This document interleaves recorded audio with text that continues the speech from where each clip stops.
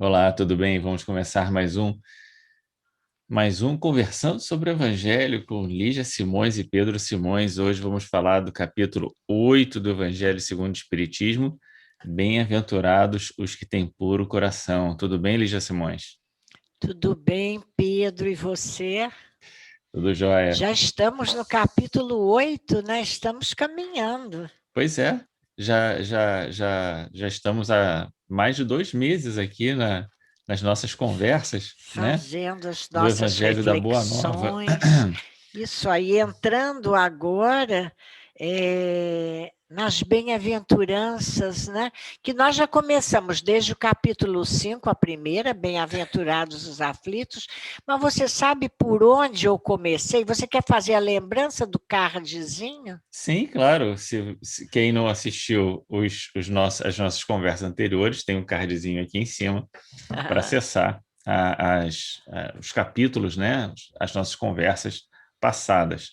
Mas vamos lá, bem-aventurados puros de coração não é pouca coisa, porque aqueles que têm puro coração verão a Deus. Olha, E aqui eu vou dizer uma coisa, hein? Entre herdar a terra e ver a Deus, eu prefiro ver a Deus. tá ótimo. Mas eu comecei, você sabe por onde? Refletindo sobre bem-aventurados, né? Bem-aventurados, qual o significado de bem-aventurados, né? Lembrei que nós começamos as bem-aventuranças e não falamos bem-aventurados. E bem-aventurados, abençoados são aqueles, felizes, foi o que eu gostei mais, de entender bem-aventurados como felizes. Porque aí a gente faz logo uma ligação íntima de felicidade como estado consciencial com a felicidade celeste, fundamentada na fé e na obediência à palavra de Deus, que gera a felicidade, que nos fazendo capazes de resistir aos momentos mais difíceis da nossa vida. Um estado de felicidade que nos sustenta. Que coisa bonita essa ideia, não acha? Sim, aonde está isso? Olha, numa pesquisa que eu fiz, não anotei aqui de onde eu tirei, eu fiz umas leituras porque eu tenho buscado perceber um pouco o significado das palavras. Tem me ajudado na minha compreensão, né?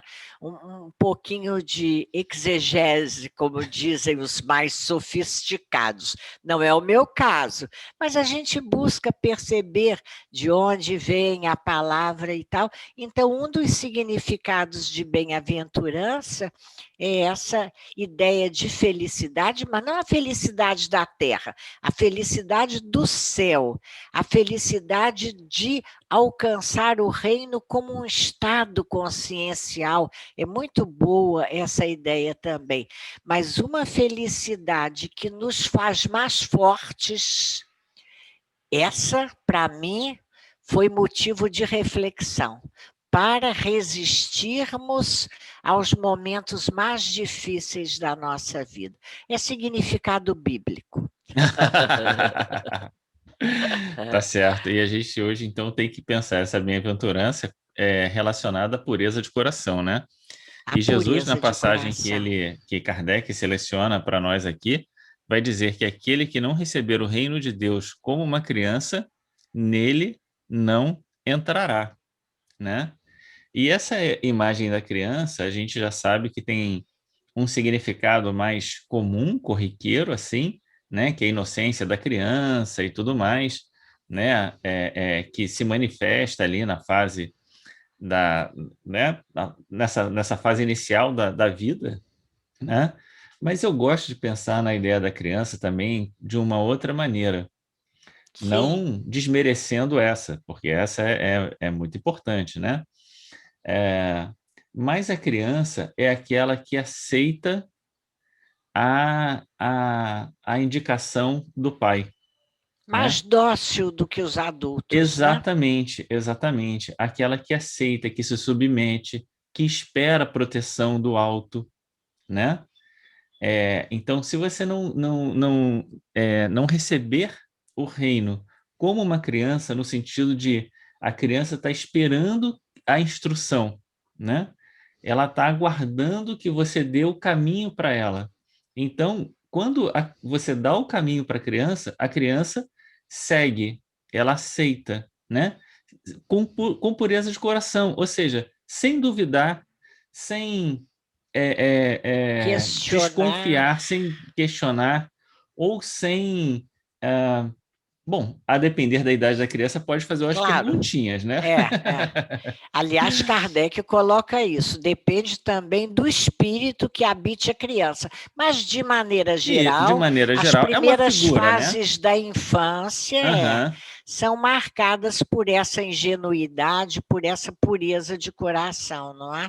Na verdade, aqui a gente sabe que no capítulo tem uma explicação que a criança, afinal de contas, não é um espírito reencarnado e tudo mais, que é uma figura que está sendo usada por conta, exatamente, por conta dessa fase em que, sei lá, com 3, 4 anos, a criança é extremamente inocente, faz perguntas que você, né, te surpreendem, né, que deixa muitas vezes as pessoas embaraçosas, né? Então, é dentro dessa figura que a gente tem que entender, né?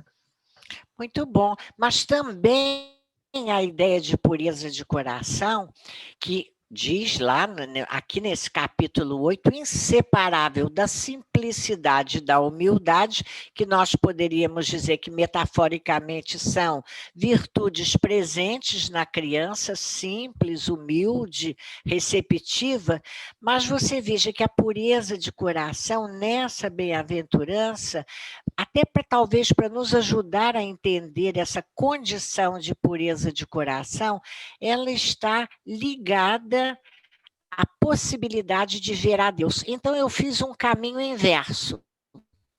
Eu fui para o ver a Deus lá no Livro dos Espíritos, quando na questão 244, Kardec diz, os espíritos respondem a Kardec, melhor dizendo, chamando atenção para que ver a Deus é uma possibilidade dos espíritos superiores. Estes veem e compreendem a Deus e podem melhor receber as suas advertências divinas. É a compreensão da lei. Os espíritos puros. E o que caracteriza os espíritos puros? Nossa escala espírita, estarem despojados de todas as impurezas da matéria. Então, essa condição que você vem chamando, né, Pedrinho, atenção nesses nossos capítulos anteriores, de vez em quando você fala da necessidade do desapego à matéria. Essa é a marca, vamos dizer assim, dos espíritos superiores totalmente despojados das impurezas da matéria. Esses verão a Deus, quer dizer, compreenderão a Deus em sua grandeza e estarão sempre obedientes às suas leis, não é verdade? A gente pode também interpretar indo para um lado e indo para o outro. Quer dizer, se você não tiver, né, pureza de coração, né, só os que têm puro coração verão a Deus, né? Então, essa é uma condição, vamos dizer assim, sine qua non, quer dizer, sem chance, né? É um pré-requisito necessário, né, para que isso ocorra, né? Mas aqui, nesse item ainda, antes de passar para o pecado por pensamento, há uma descrição que Kardec faz sobre o processo da reencarnação, que eu acho bastante... Item 4, não é isso? Eu acho que porque eu anotei aqui, mas eu não anotei o item, mas ou é no item 3 ou no item 4. É 4, né? Ele vai dizer, ao aproximar-se-lhe da reencarnação, da encarnação, na verdade, né? o espírito entra em uma perturbação e perde pouco a pouco a consciência, ficando por muito tempo numa espécie de sono, durante a qual todas as faculdades permanecem em estado latente. Sim. Ele vai continuar depois.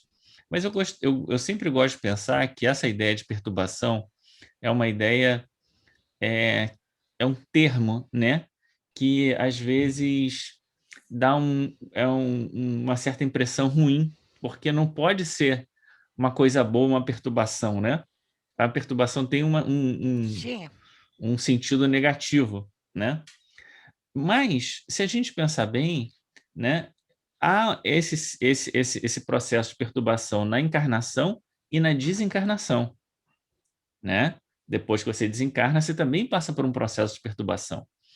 Só que o da encarnação é muito mais longo do que o da desencarnação, né? Até que você consiga estar plenamente consciente com todas as faculdades, né? A sua consciência totalmente alerta. Quantos anos passaram, né? Desde o momento que você começou a encarnar até esse momento, né? São anos que você fica ali numa vida, né? Que você dependente, limitada, obscurecida pelas condições da matéria. Está lá no Livro dos Espíritos. Mas se você reparar bem, isso pode ser, é um parênteses rápido que a gente faz, um alerta para nós. De alguma maneira, o final da vida, esse último estágio, esse inverno da vida, como Leon Denis fala de maneira tão poética, já vai trazendo para nós uma diminuição das nossas possibilidades intelectuais, muitas vezes até mesmo mediúnicas, como a gente comentava um pouco antes, não é? Por quê?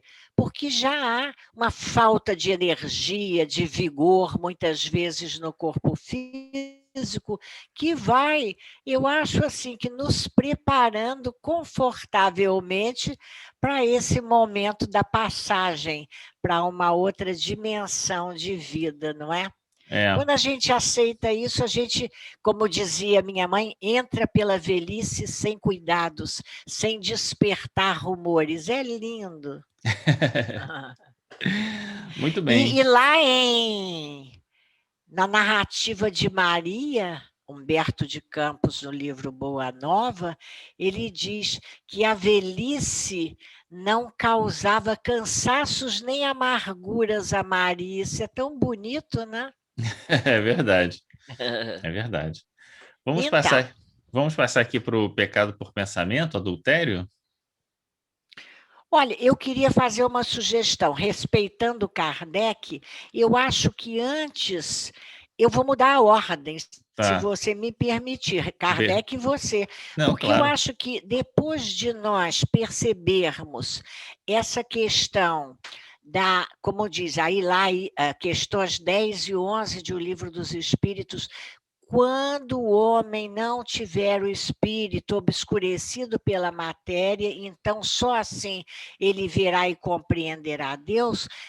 Depois, quando nós pensamos na verdadeira pureza, como as mãos mão lavadas, quer dizer, o homem ainda apegado à matéria, que vê nas manifestações exteriores. Porque a manifestação exterior de pureza que os judeus tanto prezavam é ainda um sinal de apego à matéria e de pouca madureza ou maturidade, uma expressão de que Kardec gosta tanto, né? Então, eu acho que compreender essa partezinha, esse subitem das mãos não lavadas, vem antes das duas grandes advertências: adultério e escândalos, que vão nos provocar uma reflexão sobre o significado exato dessas palavras. Vamos falar um pouquinho das mãos não lavadas?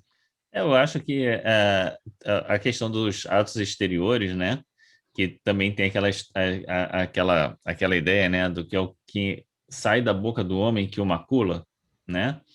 É aquele conflito que a gente já tinha comentado, não sei se a gente chegou a gravar, mas a gente comentou em algum momento, entre Tiago e Paulo, né?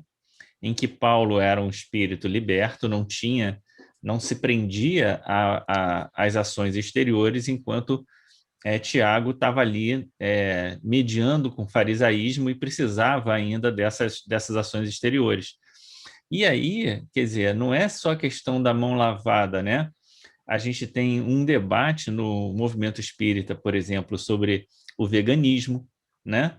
Se comer animais ou não comer animais vai purificar ou não a alma, vai desprender mais fácil ou não, né? E aí não é o que entra pela boca do homem, mas assim o que está no coração, né?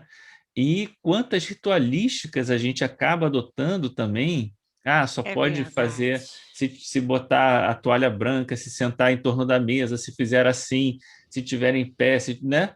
A gente vai adotando uma série de ritualísticas que também são atos exteriores que também não dizem nada, né? São apenas simbólicos para nós, né? Mas que, de fato, o que importa é a pureza do coração. Quer dizer, você monta aquele cenário e faz uma prece decorada que não sai do coração, então não tem valor nenhum, né? O que tem valor aquilo que vem do coração, né? Tem algum valor dentro de uma escala de compreensão das criaturas. Agora, é muito interessante isso, quando a gente vai ainda um pouco além e nos chama a atenção para o fato de que esse culto a atitudes exteriores muitas vezes nos coloca em uma posição de pretensão de superioridade perigosíssima. E aí eu me lembrei da mulher samaritana lá à beira do poço de Jacó, que se espanta. Como, Senhor, sendo tu judeu, pedes de beber a mim, que sou mulher samaritana? Porque os judeus não se comunicavam com os samaritanos, que eram considerados impuros. Quantas vezes nós também, numa ilusão de santificação de nossa vida, adotamos posturas preconceituosas com relação àqueles que partilham de hábitos diferentes dos nossos, muito preconceito. Às vezes até, e há advertências no Evangelho com relação a isso, assumindo posturas de seriedade, como se a alegria, a jovialidade fossem incompatíveis com a pureza de coração. Isso aí está no Tolice. capítulo 17, tem 10. Está lá na frente. Vamos chegar lá. Mas Opa. aqui tem uma referência de Kardec a Isaías, né, falando sobre a hipocrisia, né? Esse povo que me honra com os lábios, mas conserva longe de mim um coração, né? Então, o ato exterior pode fazer isso, né? Que a gente esteja falando Senhor, Senhor, mas isso não tenha nenhum significado de fato, né? E é muito interessante também, Pedro, quando a gente vai percebendo as palavras de Jesus, já falamos sobre isso e tornamos a repetir. Jesus, ele tinha uma sabedoria que ele se utilizava de práticas da vida do povo judeu para alertá-los. Então, você sabia que quando Jesus fala da hipocrisia de escribas e fariseus, dizendo que eles são sepulcros caiados, belos por fora, mas cheios de podridão por dentro, ele está fazendo referência a uma prática do povo judeu de pintar os sepulcros de branco por fora para disfarçar, para melhorar a aparência de que ali naquele lugar estavam enterrados ossos e restos humanos que apodreciam. Então, você veja Jesus, a gente fala, isso é uma imagem? Não, isso é uma prática que o povo judeu adotava e Jesus os compara a esses sepulcros cheios na materialidade de ossos, de cadáveres e de podridão, e para Jesus cheios de hipocrisia e de injustiça. É forte essa passagem. Porque na Não é? verdade é isso, né? Quer dizer, se você está falando uma coisa, está fazendo outra, se você não é sincero, aquela história do sim, sim, não, não, né? Seja o seu dizer sim, sim, não, não. Então, na verdade, você está dissimulando para quem, né?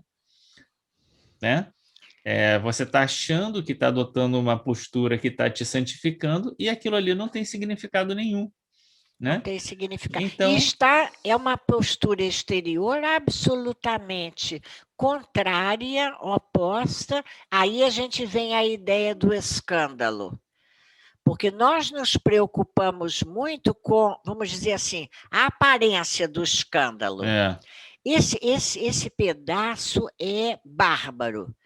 Nós nos preocupamos com a repercussão exterior do escândalo. Então, manchetes, notícias, não é? Quando o escândalo, que é o resultado dos vícios e das imperfeições humanas, onde está a repercussão negativa? Você leu isso no nosso capítulo de escândalo? Onde está a repercussão negativa? Na sociedade, não, está no em si mundo mesmo. para fora, em nós mesmos. O mal do escândalo está lá nessa frase que me fez pensar, sabe, Pedro? Tentei perguntar aos universitários, mas eles não me responderam. Quando diz assim, os homens se punem a si mesmos pelo contato de seus vícios. Quer dizer, chega uma hora em que nós arcamos com as consequências do mal praticado. Como minha mãe gostava de dizer, portas adentro de nossa alma. Porque a gente costuma dizer nesse cotidiano da vida, hoje o que o povo lembra, amanhã não lembra mais, as coisas passam e se esquecem. Né? O mundo lá fora esquece, porque novos escândalos surgem para serem comentados. Mas portas adentro de nossa alma, cada um vai ter que dar conta de si, né? A repercussão do escândalo é dolorosa para o espírito. Sério, muito sério Aqui isso. diz assim, desde que as torpezas fiquem ignoradas, é quanto basta para que se lhes conserve em repouso a consciência, né? Outra forma de hipocrisia. Hipocrisia grande. Então, se ninguém está falando, se ninguém aparentemente viu, percebeu, né? Se ninguém percebeu, é aquela história que vai entrar depois na questão do pensamento, né? Você está falando uma coisa com os lábios, mas o seu coração diz outra coisa, né? Então, mas se ninguém está vendo, se ninguém sabe, então não tem problema, né? Eu fico aqui, mas isso vai ter uma repercussão depois para você, não só para você, né? Porque para você e aparentemente não tem para os outros, mas acaba repercutindo também no seu contexto, né? Porque nada Olha, mesmo, você sabe que mesmo quando o espírito ainda não tem consciência do mal praticado, ele já sofre as consequências da ação mal feita, porque toda atitude viciosa desarmoniza o nosso espírito. Desarmonia no sentido de vibração, não é? De estados vibratórios da alma que nos trazem desarmonia, sofrimento, desequilíbrio. Então, mesmo que ainda nós não tenhamos consciência, nós já estamos vítimas do resultado da nossa má ação. E é exatamente esse estado de desarmonia, muitas vezes inconsciente para o espírito, que vai levá-lo a, como diz o Evangelho, cansados de sofrer devido ao mal praticado. Olha a desarmonia. O espírito cansado de sofrer procura remédio no bem. Mas aonde está isso? Aqui no nosso Nesse comentário, item? Nesse item? cansados de sofrer, isso. Então tá. Deixa eu Eu ver queria aqui fazer o onde comentário, tá? eu Eu queria fazer o grifei. comentário, dois Sim, comentários. Um, que é para faça. pegar o lápis, né, e anotar exatamente o Ah, que ele chama de escândalo, né? O que ele chama de escândalo é quando ele diz assim, que não é somente não é o que somente afeta a consciência dos outros, é tudo que sim, resulta dos vícios e das e imperfeições das humanas, imperfeições humanas. toda reação má de um indivíduo para o outro, com ou sem repercussão, é o efeito, é o resultado efetivo do mal Do moral. mal moral. E aí, Isso. o que é importante, eu acho, ressaltar aqui, é que se nós identificamos alguma coisa em nós que seja motivo de escândalo, ou seja, de um mal moral, qual é a indicação de Jesus para nós? Arranca o olho, corta a mão. Arranca o olho e corta a mão. É melhor entrar no reino sem aquilo que é motivo de escândalo do que, né, entrar né, com aquele motivo de escândalo, né? Então, Aham. a ideia é essa. E essa ideia de, de cortar, ela tem muito sentido dentro do conceito de abnegação. Porque quando você está viciado em alguma coisa, ou quando você ainda tem uma imperfeição forte dentro de você, aquilo, na hora que você tem que abrir mão, na hora que você tem que cortar e jogar fora, isso É, você vai sentir como se estivesse te fazendo falta, né? Não é fácil fazer isso, né? Então é um ato de abnegação. Abre mão das coisas que não te fazem bem, para que você possa caminhar de forma pura para Deus, né? é Aquilo, forte. aquilo que te limita, aquilo que, né? Que acaba e eu gostei muito dessa ideia, né? Que deixa a sua consciência em repouso, É né? aquele estado de felicidade consciencial, Uhum. não é? Sim, Dos sim. Aí, bem-aventurados que aí nós você não somos, mas consegue. nós vamos experimentando devagarinho, né?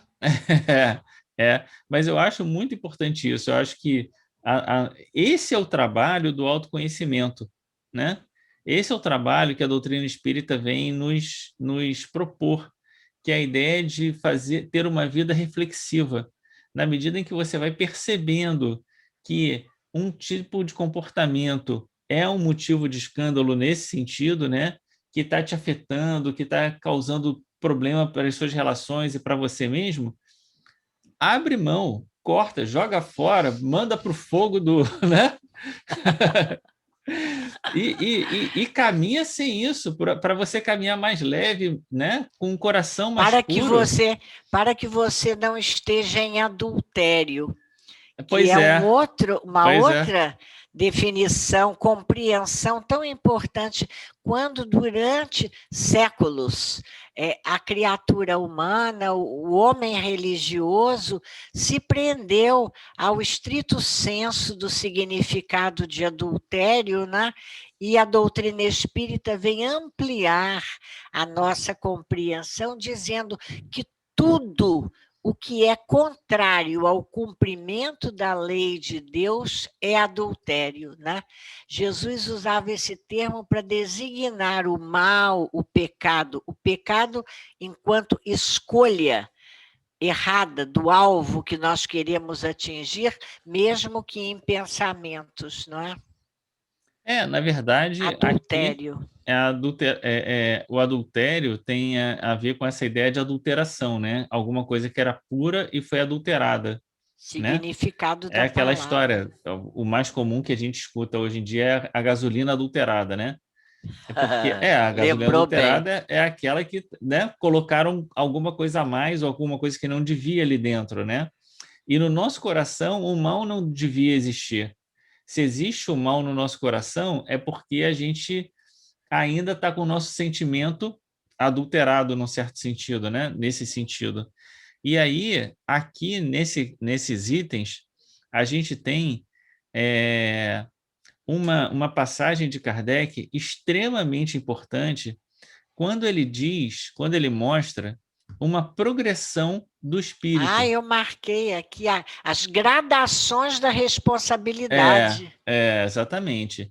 Eu acho que, na maior parte das vezes, a gente está no nível 2, né? Que é aquele que já São consegue... 3 níveis. São 3 níveis, né? É. Embora, em algumas ocasiões, não é por nada não, mas eu acho que ainda estou no nível 1, né? Aquele que ainda se compraz com mal, né? Está ali, né? Claro Pois que estamos tô todos querendo. na Terra, Sim. estamos todos no nível 1 na Terra. Não, Vislumbrando o tá do item 1 para o 2. 2, né? Tá do 1 para o 2, né? Não, vamos dizer quais são os itens, para quem estiver nos ouvindo entender a nossa conversa. O 1 é aquele... Não, então é ao contrário, é do 3 para o 2, né? Porque o 1 é aquele que nem sequer concebe a ideia do mal, e aí já tem o progresso realizado, né? O top. Em ordem decrescente. Espíritos puros, no mínimo os bons espíritos. Quinta categoria para cima. Nem sequer pensa o mal, tem a ideia do mal. O 2 é aquele... Esse é vencedor. Esse já venceu, né? Esse já venceu. O 2 é aquele a quem a ideia do mal acode, mas que a repele. Há progresso em vias de realizar-se, né? Mas quando a gente lembra o Livro dos Espíritos com aquela pergunta de que a nossa vontade você então, como vencer meu as filho, paixões, né? Como cadê vencer a as força para vencer o mal? Cadê a vontade, né?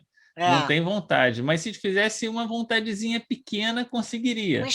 Um esforço insignificante. Insignificante. Nem isso fazemos. É a ideia da fé do grão de mostarda, né? Quer dizer, não precisa ter muita fé, é uma fezinha, já resolve. Quem pensa no mal, mas repele a ideia, esforço, é o progresso em vias de realizar-se. Exatamente. Está no caminho, está no caminho. Mas tem uma passagem que o nosso amigo Joãozinho, né, que muitos aqui, alguns podem conhecer, mas imagino que nem todo mundo conheça. Joãozinho Vicente? Vicente. Ele dizia assim: você pode deixar que os pássaros sobrevoem a sua cabeça, mas não pode deixar que eles criem ninhos na sua cabeça, né? Lembrei dele. Então, é um pouco isso. Tem pássaros voando na cabeça, repele os pássaros, né? Não deixa fazer ninho, né? Não deixa, como diz Leon Denis, a vontade amolentada. Pois é, e aí esse repelir, né? É aquela história, você sente a vontade, vem aquele pensamento, mas você diz, isso não serve mais para mim. Eu não quero mais isso para mim, né? Vou cortar e jogar no fogo para queimar, né? Para purificar, né? E o nível mais inferior é aquele que pensa no mal e nesse pensamento se compraz. O mal ainda existe na plenitude da sua força. Isso. Né? Então, a gente está ali, na verdade, do 3 para o 2, né? Algumas vezes no 3, algumas vezes no 2. Saindo dessa, vislumbrando essa possibilidade de nos esforçarmos para vencer o mal que ainda existe em nós. É fato, um dia a gente chega lá, né? Pois Muito bem, vamos às instruções dos espíritos nesses 10 minutinhos finais. A gente já está a meia hora, mas a gente pode ainda fazer um comentário rápido aqui, porque essa mensagem do Curadarça depois também é uma mensagem bem bacana, porque a história do Curadarça é uma história bem bonita. Depois, quem quiser procurar a história do Curadarça, é uma história bem bonita. Acho que ele foi cego, né? E aí por isso que ele fala sobre a questão de se eu tivesse os olhos abertos, causaria mais falência, né? porque eu acho que durante a encarnação dele, ele foi cego, ele ficou cego, né? Então, é a própria ideia de uma vida expiatória para se libertar de alguma coisa, né? De algum problema aí nesse sentido. É verdade. E a gente lembra todos aqueles, a gente não pode deixar de lembrar daqueles que são exemplos nesse aspecto das limitações físicas vencidas pela força do espírito. Nós temos o nosso Jerônimo Mendonça, né? Que era levado na cama, movimentando só a cabeça, porque o corpo totalmente paralisado, para palestrar nos centros espíritas. Uma beleza, o exemplo de nosso Jerônimo Mendonça. Mas o Curadar é uma mensagem linda, mas essa primeira mensagem de João Evangelista, não é? É uma beleza quando ele vem nesse parágrafo final nos fazer uma advertência, né? Um chamado tão amoroso, quando ele diz: meus bem-amados, são chegados os tempos em que, explicados, os erros se tornarão verdades, não é? Ensinar-vos-emos o sentido exato das parábolas, para isso o Evangelho segundo o Espiritismo, e vos mostraremos a forte correlação que existe entre o que foi e o que é. Olha aí a progressão da alma, né? O movimento da alma no sentido de busca da perfeição, dessa conexão com Deus, que nos fará puros de coração e bem-aventurados, né? É muito bonito, digo-vos em verdade, a manifestação espírita avulta no horizonte, e aqui está o seu enviado que vai resplandecer como o sol no cume dos montes. Que importante isso para nos alertar para a necessidade de um esforço de mantermos também a pureza doutrinária, né, sem adulterarmos a ideia trazida pela doutrina espírita para atender aos gostos da nossa inferioridade, né?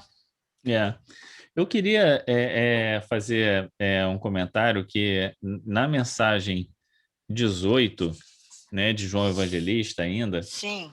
Um pouquinho antes, ele vai explicar a passagem do deixai vir as minhas criancinhas, né? Ele volta ao deixai vir as minhas criancinhas. Que é o título, né, na verdade, desse item, deixai vir as minhas criancinhas. Ele vai dizer assim, na expressão deixai vir as minhas criancinhas, Jesus chama para si os fracos, os escravizados, os viciosos, né? E ele diz, não se trata de crer instintivamente, nem obedecer maquinalmente. É preciso que o homem siga a lei inteligente que se lhe revela na sua universalidade, né? Então, essas crianças aqui, na verdade, são aqueles que ainda precisam do cuidado, né? Os fracos, os escravizados, os viciosos, ainda precisam do cuidado, ainda precisam ser cuidados, ainda precisam ser tratadas, mas precisam também se apropriar de forma inteligente da lei que se revela.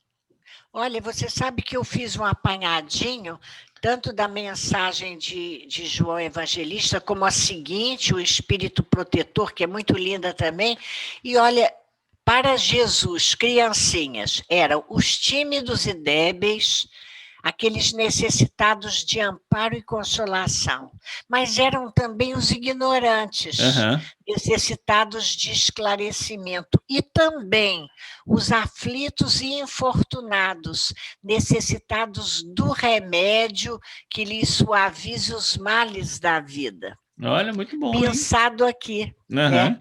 O significado de criancinhas nessas duas mensagens. Ótimo. E qual o bálsamo soberano que se aplica a todas as chagas e as cicatriza? É a caridade e o amor. A caridade e o amor. Estudamos direitinho a nossa lição. A gente está sintonizado aqui. Puxa, legal a beça. Vamos Agora, lá. se nós temos amor, o que nós possuímos? Ah, agora eu te peguei, O né? que nós possuímos, se Isso, temos olha só. amor, Se, onde é que se está tivermos isso? amor, isso está na Ah, página. Na não, isso é a página. mensagem de Paulo lá na Não, é a frente? mensagem do Espírito Protetor. Está na Ah, página 157, se não me engano. não, pera É o lá, último deixa eu chegar no parágrafo. espírito protetor. Ah, sim. Vamos diminuir dia a dia o peso da matéria na nossa vida, não é isso? Tem aqui uma série de afirmações, se a gente tem amor Sim. no coração. A que eu grifei foi essa: sentireis diminuir dia a dia o peso da matéria. É porque eu já falei, a espiritualidade, você se espiritualizar, é você diminuir o peso da matéria. Porque Já, já, lembrei de você, já chamei a criatura, atenção disso. grifei isso, pois é.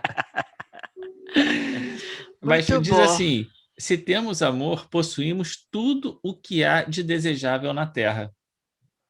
Possuímos preciosa pérola que nem os acontecimentos, nem as maldades dos que vos odeiam e perseguem podem arrebatar. Teremos colocado o nosso tesouro lá onde os vermes e a ferrugem não podem atacar. Veremos apagar na nossa alma tudo o que seja capaz de lhe compuscar a pureza. Aí que termina dizendo: sentiremos diminuir dia a dia o peso da matéria. E mais lindo ainda é quando ele diz, essa mensagem é belíssima, quando ele diz que o amor divino precisa nos levar ao testemunho do reconhecimento. Não adianta só louvar a Deus, é preciso que esta louvação, que este amor se expresse no nosso viver, para que a nossa vida seja uma constante oração e um constante louvor a Deus. Manifestar o nosso reconhecimento como? Na nossa transformação, no esforço de transformação. Que beleza! É isso aí. Tá joia? Eu acho que a gente terminou então, né? Eu acho que fechamos com chave de ouro esse lindo capítulo para irmos na próxima semana para os brandos e pacíficos. Um capítulo curtinho, mas com mensagens instigantes, como eu gosto de dizer. Todas as mensagens, todos os capítulos do Evangelho são muito importantes. Não tem o que importa não é o tamanho do capítulo, mas, né? Olha, Kardec foi graduando de acordo com a nossa capacidade de suportar. Agora ele vai apertar, porque ele vai falar de paciência, de obediência, de resignação, de afabilidade e doçura. Sem comentários. Fica para a próxima semana. Então vamos deixar isso para depois. Agora vamos terminar por aqui. Despedir. É isso aí, agradecendo a Deus por essa oportunidade que a gente teve, dessa conversa sempre tão animada, tão fraterna. Animada, graças a Deus. Pedindo a Deus que nos abençoe você, as nossas famílias, as nossas casas, as nossas vidas, a quem está nos assistindo agora, a todos aqueles a quem a gente pensa nessa hora, e a todos aqueles também que, nesse momento, se voltam a Deus, pedindo também a sua proteção, o seu amparo, a sua iluminação, né? Que a gente possa aproveitar esses comentários de Kardec no Evangelho, essa mensagem do Evangelho, o Evangelho como um todo, né? Que é um tesouro para a gente de tudo, né? É o nosso roteiro de vida, né? É o nosso roteiro. Uma boa semana para você. Para todos nós, um grande abraço e até, tchau.